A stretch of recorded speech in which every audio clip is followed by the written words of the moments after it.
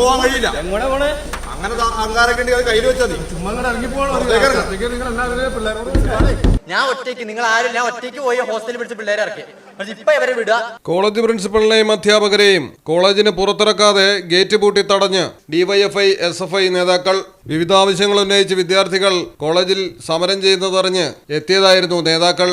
എന്നാൽ വിദ്യാർത്ഥികളെ സമരത്തിന് വിളിച്ചുകൊണ്ടുവന്ന വിദ്യാർത്ഥി തന്നെ വന്ന് പ്രിൻസിപ്പൽ ചർച്ചയ്ക്ക് തയ്യാറാണെന്ന് അറിയിച്ചിട്ടുണ്ടെന്നും അധ്യാപകരെ തടയരുതെന്നും അവരെ പോകാൻ അനുവദിക്കണമെന്നും നേതാക്കളോട് അഭ്യർത്ഥിച്ചതോടെ പണിപാളി. കക്ഷി രാഷ്ട്രീയ ഭേദമില്ലാതെ വിദ്യാർത്ഥികളെല്ലാവരും കൂടി ഒരുമിച്ച് സമരം തുടങ്ങിയ ശേഷം ക്രെഡിറ്റ് ഏറ്റെടുക്കാൻ വന്ന നേതാക്കന്മാർ സ്ഥലം വിട്ടു.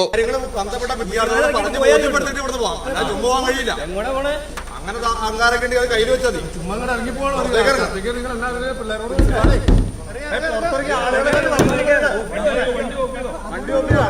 വിദ്യാർത്ഥികളായി പോകുമ്പോൾ അവർക്ക് പറയാനുള്ള കാര്യങ്ങൾ അവരോട് കാര്യങ്ങൾ ബോധ്യപ്പെടുത്താം.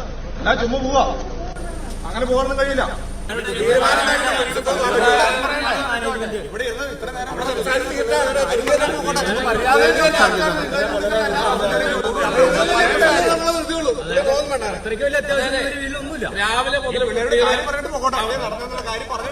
രാവിലെ മുതൽ